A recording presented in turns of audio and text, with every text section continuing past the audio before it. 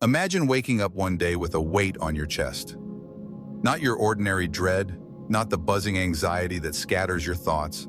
An actual weight, as if someone placed a small box on you while you slept. You open your eyes. There it is, plain, unmarked, almost innocent. You lift the lid, and it's empty. And yet your hands shake.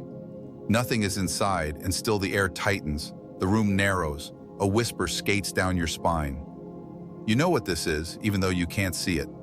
The box contains the shape of your life, more precisely, the shape of what you won't dare to touch. It doesn't announce itself with fangs or flames. It arrives in subtler ways. In the silent yes you give when you mean no. In the missed call you didn't return. In the long blink before you tell the truth.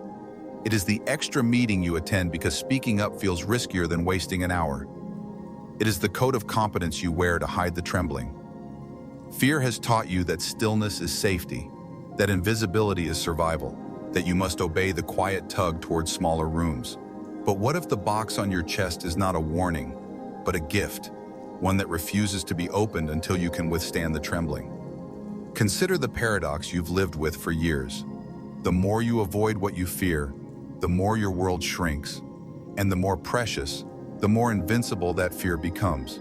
It becomes ritual and religion, a superstition with data. You tell yourself the story of wisdom, that you are careful, that you are realistic, that you don't harbor reckless dreams. Meanwhile, you notice the subtle betrayals, the question you didn't ask because you might look foolish, the apology you never made because pride felt safer, the love you approached with the brakes on because certainty mattered more than the risk of being seen. You worked so hard to protect yourself from what might break you that you forgot to ask whether the protection is the weapon. Here is the unbearable suggestion. What if the thing that tightens your throat at the very thought of it is not a barricade, but a doorway carved in your exact outline? What if fear is a map drawn in negative space, the dark contour of the treasure it guards? What if your greatest fear is not simply the shadow behind you, but the shadow cast by something luminous, waiting ahead? It shows up in the most ordinary moments. You sit in a meeting and your idea burns at the back of your mouth, but your tongue stalls, and you watch someone else say a lesser version of it. You pass a mirror and you glance away so quickly, you don't register the grief in your own eyes. You reach for your phone to text the truth, how you actually feel, but your fingertips freeze and you settle for a joke. You tell yourself you're fine, that timing matters, that maturity means restraint. And yet the body knows. Your heart pulses against the ribs like a fist knocking politely, then harder. Why does the thing that terrifies you feel suspiciously shaped like what you most long for? Why does the prospect of speaking your desire, your truth, your art provoke not just butterflies but a swoop, a near vertigo, as if the ground is dropping to reveal a bridge you've always meant to cross? If you could open that box on your chest, what would spill out? A voice? A decision you have delayed for a decade? A confession? 1,000 days you could live differently if you stopped consulting the weather report of your nerves? Perhaps you've noticed this too. Fear disguises itself as a guardian. It tells you it is your friend, that it will keep you from humiliation, from failure, from abandonment. But it does not disclose the full price of its service. It will escort you past the risk, but also past the great door. It will spare you the fall, but also the flight. It will give you plausible explanations for why you are not ready, why the timing is wrong, why this isn't you. Not really, not yet. It is persuasive because it is half true. But what is the other half? Who is bending your choices from beneath, quietly engineering a life built around evasion? How did fear, this nervous animal inside you, become your strategist, your parent, your God? What if your fear is the exact silhouette of your gift? The more terrified you are of being seen, the clearer the outline of your need to be known. The more you dread failure, the more precious your desire to build something worthy reveals itself to be. The more you fear being alone, the sharper the hunger for a love that does not require you to vanish. If that's true, then every avoidance is a pointer, every trembling, a signpost. But can you trust a map drawn by a feeling designed to keep you safe? Can you reframe a siren into a signal without wrecking on the rocks? You could spend a lifetime never testing the proposition. It's easy. The world rewards the careful, the contained, the compliant. But perhaps you have felt the tremor of another truth. In the nights when your chest tightens and your mind starts listing every cost, a smaller voice asks, what is the cost of this cost? How much do you pay to never be broken? How much of your life is at stake every time you decline the invitation to become larger than your fear? If the price of safety is the burial of your most vivid self, is that a bargain or a theft? Imagine again that small box. Try to open it, but this time, imagine there is a lock, and the lock looks like your terror. Not a key, a lock shaped like trembling. Touch it and it flares. Pull away and it cools. The only way through is to lay your hand on the thing you have avoided, to bear the heat long enough for the mechanism to release. Why would reality be designed this way? Why would the key to the treasure be made of the very material you most resist touching? That is the great question, and it is not a puzzle you solve by logic alone. It asks for a different kind of sight. To answer it, we have to go beneath the surface story, down to the engine room where instincts bargain with identity, where memory writes commandments, where culture teaches you how to be afraid and call it wisdom. Before we can claim the gift, we have to recognize the hidden arrangement that keeps it sealed. Descend with me into the engine room. You think fear occurs at the edge of a cliff or the start of a speech. You think it is situational. It isn't. It is architectural. Your nervous system is a prediction machine, not a camera. It does not simply record the world, it guesses constantly about what will keep you alive. Long before you choose, your body has already made and unmade 100 micro-choices, tightening a muscle here, throttling a breath there, steering you toward what it calls safety. This is its devotion to you. It learned once that certain movements lead to pain and others lead to relief, and then it carved those lessons into policy. That policy is ancient and efficient. Avoid now, live later. The problem is that it never learned to tell the difference between the predator and the proposal, between the cliff and the conversation. Avoidance is a convincing teacher because it works immediately. Touch the hot stove and you leap back. Don't touch it again and you don't get burned. In your brain, the amygdala stamps the moment with a red seal. The hippocampus files it under places and contexts, and the next time you approach similar heat, the alarm rings faster. You feel the ring as truth. It isn't a prophecy, it's a conditioned echo, a reduction of complexity that saves milliseconds and sometimes lives. But what happens when the stove is an audience, a person you love, the page waiting for your words? You avoid, your fear drops, your relief feels like proof. And that relief is the trap. The brain learns, not that was dangerous, but avoidance reduces pain. The more you avoid, the more persuasive avoidance becomes. The system confuses what stopped the fear with what deserved to be feared. There is a second layer, quieter and more intimate. Your body speaks to you from the inside. A quickened pulse, heat on the face, a swirl in the gut. The insula, the brain's interoceptive hub, integrates these sensations into a sense you call me. If your early life taught you that such sensations mean danger, you begin to fear the sensations themselves. Anxiety becomes recursive. You fear your fear, a mirror reflecting a mirror. Panic is this loop accelerated. You start to calibrate your life around avoiding the bodily rush. No to the stage, no to the conversation, no to the risk that your heart might sprint. The cost seems small, just a choice here and there, until the menu shrinks to mostly no. The lock on the box has the same material as your pulse. Fear also has a social accent. You were taught, before you had language, what was safe to feel and show. A raised eyebrow from a caregiver, a long silence at the dinner table, a laugh from the wrong person on the playground. These become laws disguised as memories. Attachment patterns, secure, anxious, avoidant, are not merely relational preferences. They are threat maps. If you learned that authenticity risks abandonment, you may grow into an adult who confuses self-disclosure with self-destruction. You hide and call it maturity. You stay agreeable and call it kindness. Your nervous system is trying to keep proximity to love, even if the strategy is to vanish. Enter the psyche's theater, where Carl Jung stands at the wings. He insisted that the shadow is not just a dumpster of vices, but a vault of unlived strengths. Whatever you were not allowed to be, too loud, too bright, too intense, too tender, got shunted into that basement. You fear the shadow because it contains the repressed animal that might embarrass you, but it also contains the lion that would protect you, the artist that would name you, and the leader that would expose you to praise and blame. You wear a persona, a mask refined for acceptance, until you forget you chose it. The fear of losing the mask is nothing less than the fear of becoming whole. So you call the mask me and the shadow danger, and carve your life to fit the costume. Friedrich Nietzsche smirks from the balcony.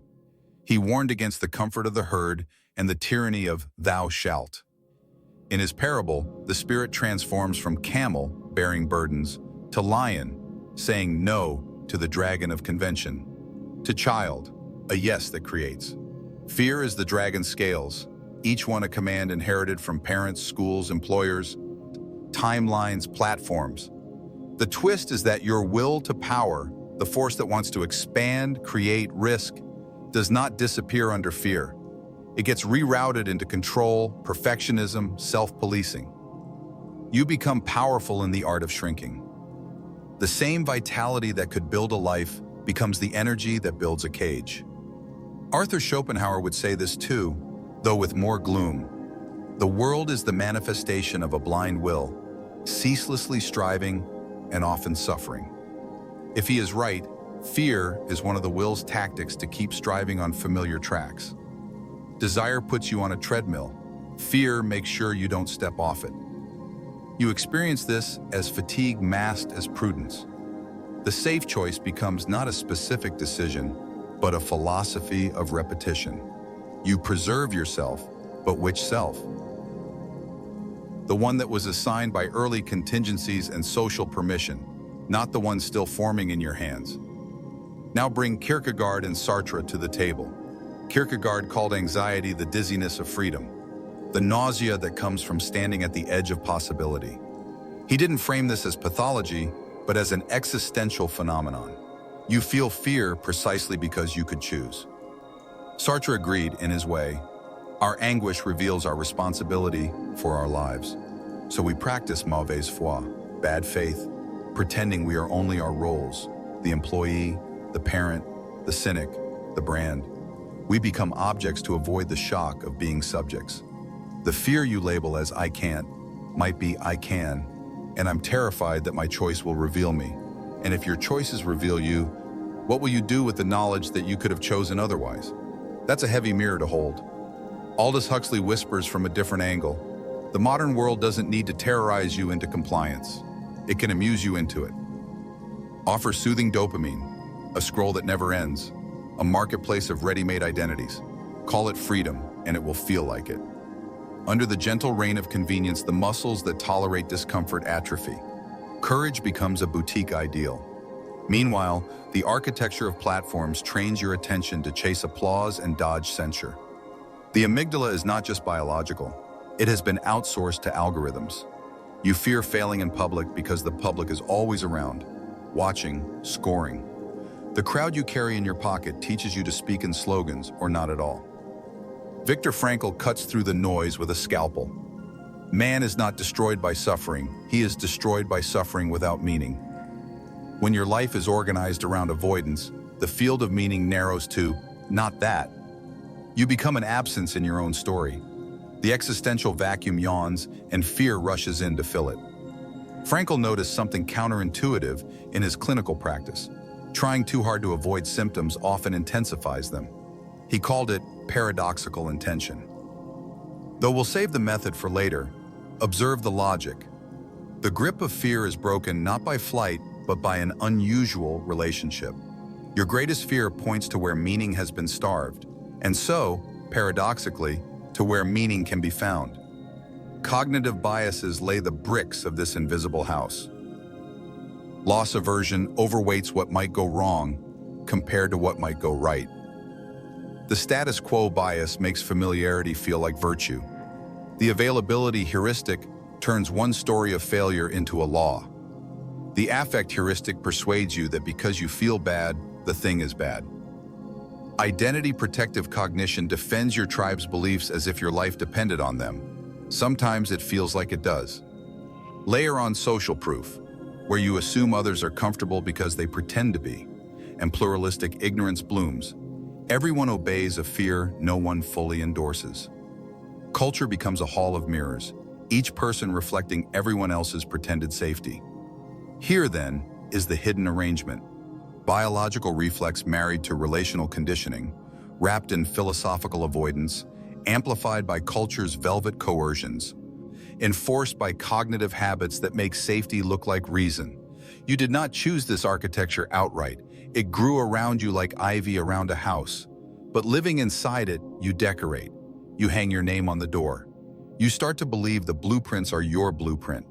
You begin to say, "This is just who I am." If your greatest fear is your greatest gift, then this arrangement explains the inversion. Your fear grows strongest where your potential threatens the architecture. When you near the door that would expand you, the alarms must sound the loudest, or the old house will be forced to renovate. The fear is a guardian of the current self. It is also, by the same logic, a herald of the next self. The two are at war in a quiet way, not with knives, but with narratives. Which story wins? The one you rehearse. Before we talk rebellion, it's worth asking, what has this arrangement already cost you? Not in vague ideals, but in concrete, daily invisibles. The turns not taken, the quiet creative deaths, the culture we make together out of our shared evasions. The consequences are already here. The room you're in tells the tale. Shall we turn on the lights and look? Turn on the lights and look. The evidence isn't theatrical, it's domestic. You wake, reach for your phone, and put a screen between your eyes and the day. Your inbox is a hallway of people knocking. You draft one bold reply, then take the edge off, then take a little more, until it's bland enough to pass without friction. You scroll past an opportunity, tell yourself you'll come back later, and later becomes a room with no doors. You rehearse a conversation in which you ask for what you need. You feel the surge in your chest, the dry throat, the pre-cringe at their possible reaction, and so you postpone. You call it timing, you call it tact.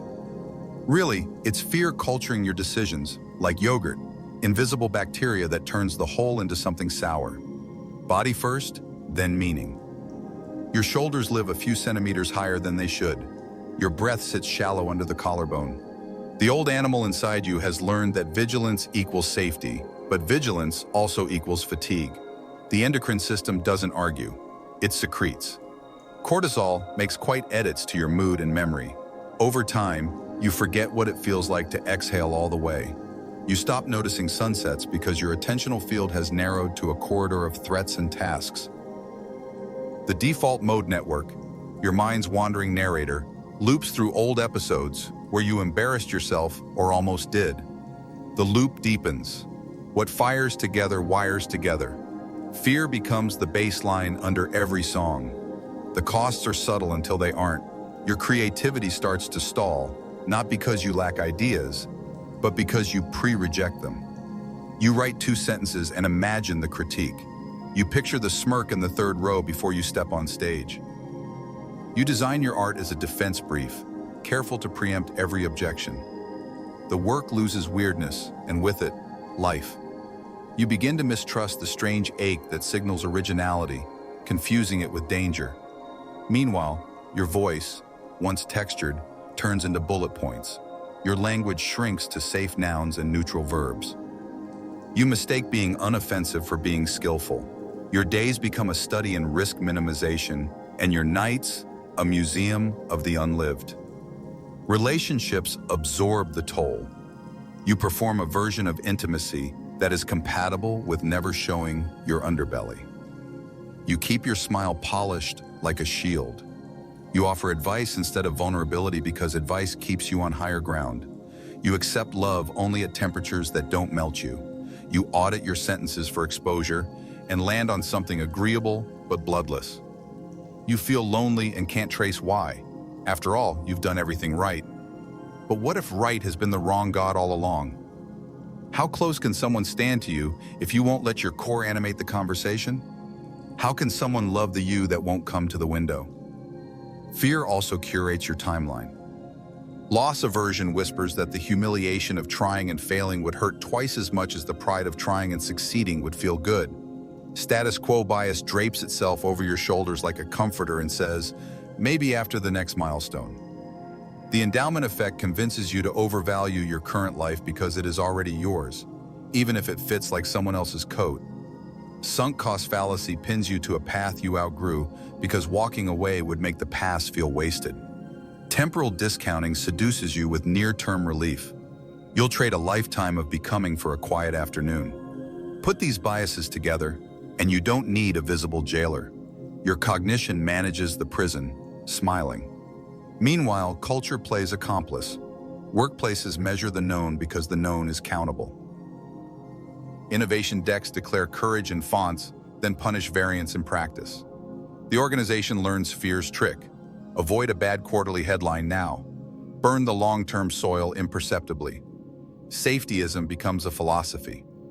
There are trainings, policies, memos, all designed to prevent harm.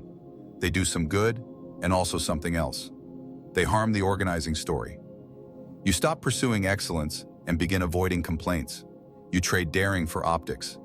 You get safety theater, a set of gestures that feel like protection while eroding the muscle that actually protects. Character. Zoom out. The street is full of good people going along. Ash's conformity experiments didn't end in the lab. They moved into meetings where everyone knows the plan is off and no one raises a hand. The Abilene paradox, where groups collectively choose something nobody wants, governs vacations, product launches, and marriages. The bystander effect modulates your feet when someone needs help, and your eyes instinctively search for a leader to deputize your courage. Social media compounds it with a 24/7 amphitheater. You internalize an audience. Every thought acquires a stage manager. Algorithms reward certainty and outrage. You train your voice to speak in absolutes or not at all. You fear exile from your tribe, so you adopt positions like survival gear. Public discourse metastasizes into ritual pronouncements. Truth becomes a costume for belonging. Is it any wonder your private speech shrinks? Fear moves in families like a legacy. Maybe a parent taught you that calm equals love, so you learn to suppress your storms. Maybe excellence bought you attention, so you learn to disappear behind performance. Generational trauma doesn't always arrive with headlines. Sometimes it's a pattern of flinching at joy. If your caretakers feared being seen, you'll inherit the choreography. Epigenetic research hints that stress can mark the body's margins, and while metaphors overreach easily, you feel the inheritance in your bones. You have reflexes that don't belong to this moment. You've been trained to predict abandonment. You oblige the script by keeping parts of you unpresentable. Politics is not immune. Leaders campaign on your fears because fear votes reliably. The language of emergency never quite retires. You exchange complexity for the clarity of threat. Nuance feels unsafe, so you choose slogans that make your nervous system purr. Policy follows the geometry of avoidance. Build walls, pass punitive rules, ban what confuses us. A society in fear will trade liberty for the illusion of order and wake up with neither. Then culture blames human nature, relieved of the harder task, learning to use fear without serving it. Look again at your day. You numb with small doses, notifications, snacks, streaming, so the larger unaddressed dread stays under anesthetic. These aren't sins, they're strategies. But strategies choose you back. The variable rewards of digital life wire your focus to chase novelty instead of depth. Depth requires lingering with discomfort. Novelty delivers dopamine without the price. Your tolerance for slow becomes a memory. When you finally sit with the blank page or the honest talk, your system interprets the stillness as a threat. You are pulled away by a tiny buzz that feels like rescue. How many masterpieces have died on the altar of the almost open tab? Notice how fear corrupts time. Under threat, the prefrontal cortex, the part that holds long-range plans, downgrades its authority, and older systems take over. You default to habit. You choose the relief that arrives in seconds, not the growth that arrives through seasons. Your temporal horizon shortens. The future becomes a rumor. You fill your calendar, but not your life. Allostatic load accumulates, the wear and tear of chronic stress, and one day your body protests with symptoms you treat as separate from your choices. You live in a narrow corridor, and you call it normal because the corridor is crowded. The most devastating consequence is quiet. You begin to believe that the lines fear drew around you are the borders of your identity. You stop saying, "I am afraid to," and start saying, "I am not the kind of person who..." A subtle ontological theft occurs. You shrink not just your behavior, but your being. When others mirror this, when a whole community agrees to keep their gifts sheathed, culture itself becomes a conspiracy against becoming. The music gets softer, the paintings get safer, the questions get smaller. We inherit a world made of everyone's strategic silences. This isn't a sermon against caution. Risk is real, but something else is also real. The compounding cost of avoidance. Every time you circumvent a small fear, you collect a small relief and pay a small tax. The taxes aggregate. They purchase a life that does not kill you and does not let you be born. What does it feel like to recognize you might be contributing to the very culture that keeps you from yourself? Is that the thing you protect in private becomes the environment we all breathe? And yet, there are anomalies. You've seen them. Someone says the thing everyone has been thinking, and the room inhales, then exhales in laughter and relief. A colleague refuses the comfortable compromise, and after the turbulence, the project finds its spine. A friend tells the truth about their grief, and the friendship deepens instead of dissolving. A stranger sings on a street corner, voice cracking, and traffic slows because something alive is happening. In those moments, fear does not vanish. It is present, but it is repurposed, like wind caught by a sail instead of a door slammed shut. If fear can close a life, perhaps it can also concentrate it. If it has the power to narrow, perhaps it has the power to aim. What would it mean to turn toward the very heat you've been taught to flee, not as a daredevil, but as a maker, a lover, a citizen? What would it take to convert the reflex to run into a practice of listening? How could you learn the difference between an alarm that wants to save you and an alarm that wants to stop you from crossing into the room that is already yours? You are not condemned to the architecture you inherited, but it will not renovate itself. Rebellion is required, not performative recklessness, but a disciplined art of engagement with fear. A way to feel it without obeying it. A way to use its map without becoming its servant. There are methods, counterintuitive and proven in lives and laboratories, to reverse the valence, to make fear the trailhead of meaning. They do not eliminate trembling, they teach you to read it. Rebellion begins with a refusal to aim for fearlessness. You will not amputate your fear, you will learn to use it. The old contract, avoid to survive, gets rewritten. Approach to become. This is not macho bravado or reckless stunts. It is a disciplined intimacy with the very signal you've been canceling. Fear will not disappear, it will be repurposed. You stop asking, "How do I get rid of this?" and start asking, "What is this energy for?" Step 1 is a philosophical pivot. You were taught that fear is a stop sign. Reframe it as a compass needle. Not every arrow points to treasure, but notice the pattern. Your most meaningful risks tend to wear fear like a cloak. The body cannot distinguish between the arousal of danger and the arousal of significance. The heartbeat is the same drum. What if the tightness in your chest is not only a threat, but a threshold? When you feel the surge, instead of translating it into no, translate it into near. Near to what? Near the edge where memory can be edited. That edge is biological. When you voluntarily approach what you fear, you create prediction error. The nervous system expects catastrophe. You deliver survival. In that gap, the brain updates. Memory reconsolidation, the process by which old emotional learnings become labeled and rewritable, requires precisely this: reactivating the fear, then experiencing a new outcome.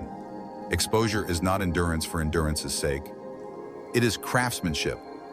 You are reweaving your nervous system's map with new stitches. Avoidance made the fear a law. Approach makes it a theory again. So begin small. 1 square meter of courage. Choose a micro-action that brushes the edge without breaking you. If speaking in a meeting feels like a cliff, do not start with a speech, start with a question. If sharing your art online feels like a public execution, share a sketch with a circle of 5. If the conversation you dread is too loaded, send a 2-sentence preface that names your intention and schedules the talk. The rule is simple: daily, deliberate, doable discomfort. The first purpose is not achievement. It is revision of the body's prophecy. Keep a tremor ledger. Record the act, the sensations, the outcome. Watch the graph quietly shift.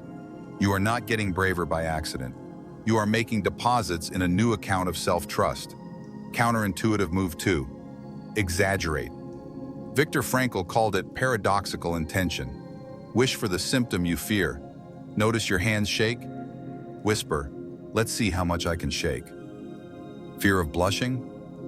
Aim to blush harder. Sound absurd? The muscle that collapses under pressure is the one that tries to hide. When you drag the symptom into the light, the compulsion breaks. You flip the frame from "this must not happen" to "let it."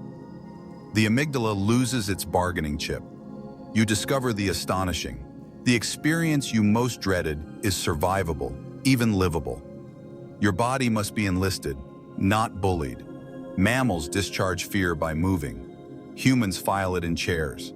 Let your biology help. Before a feared action, orient. Turn your head slowly and name out loud what you see.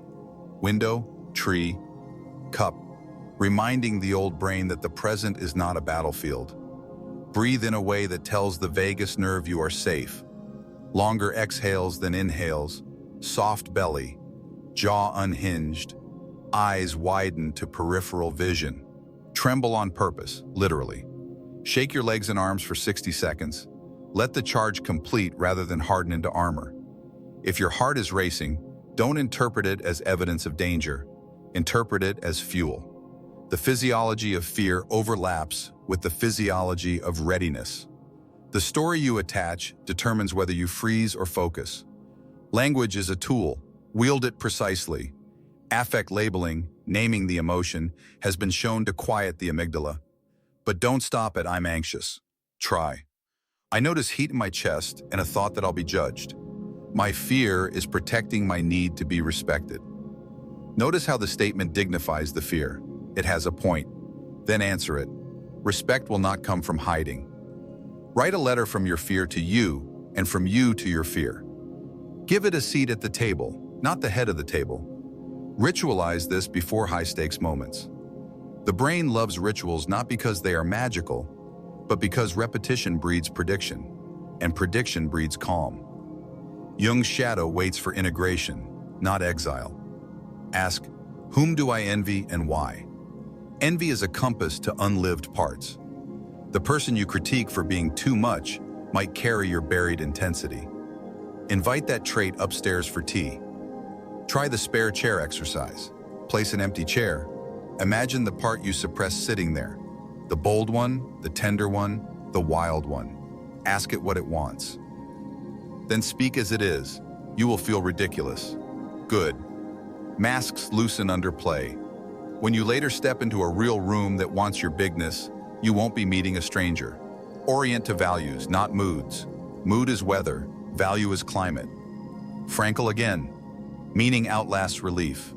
Name the thing worth suffering for. Write it down as a vow. Not a New Year's wish, but a contract. I will endure the discomfort of being seen to offer what I uniquely can. Kierkegaard's dizziness of freedom becomes steadier when tethered to a why. Nietzsche's lion says no to the dragon of "thou shalt," so that the child can say an authentic yes. Your yes needs teeth. What will you protect even if it costs you applause? What will you attempt even if it breaks your image? Practice voluntary discomfort to unmystify fear. The Stoics did it. Wear the simple clothes, eat the plain meal, walk without headphones, ask for a discount you know you won't get. Rituals that prove you can survive social friction and lack of ease.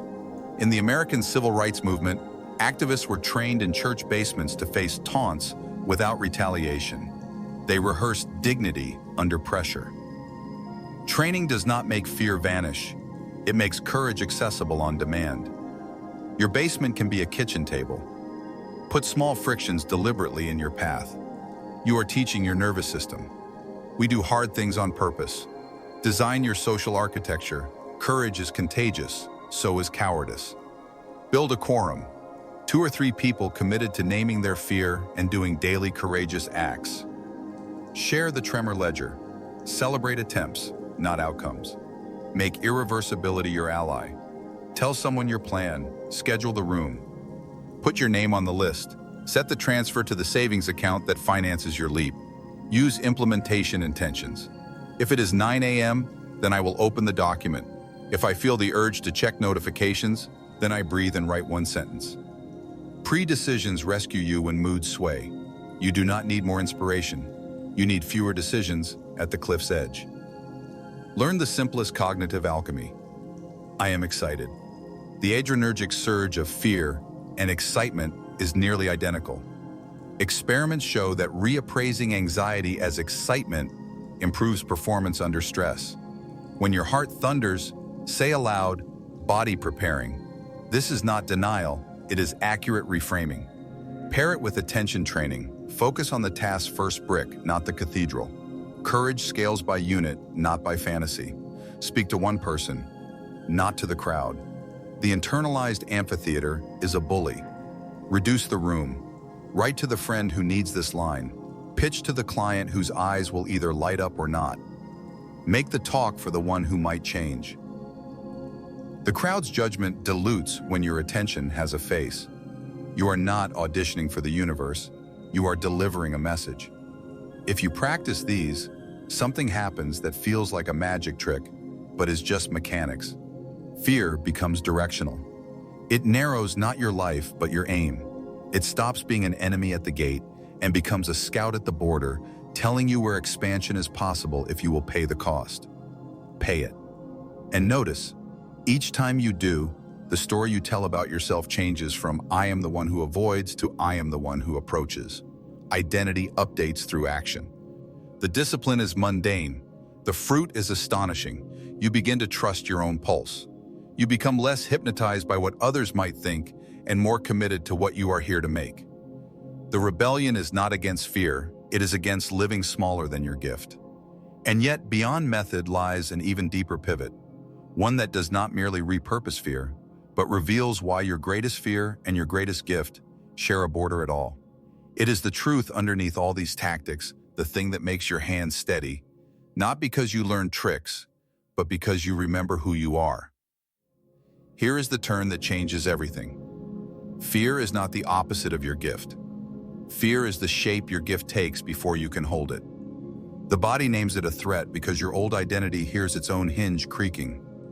But in the deeper grammar, fear and desire are twins. They share a heartbeat. The trembling is not merely danger near, but meaning near, and the intensity is proportional to the intimacy. The closer you come to what could remake you, the louder the old house rattles. You thought you were trying to cross a line. You are trying to cross a life. What if the self you have been protecting is not the self you are meant to preserve? The organism you call me is a living draft. Individuation, Jung would say, is not the ego getting stronger. It is the ego getting permeable to the larger pattern that wants to become you. That pattern, call it calling, call it vocation, call it the future self knocking, uses fear as friction to wake you. If it whispered only in comfort, would you notice? If the path to your gift were effortless, would you respect it enough to steward it? The gatekeeper dresses like a dragon, so you will bring your full attention.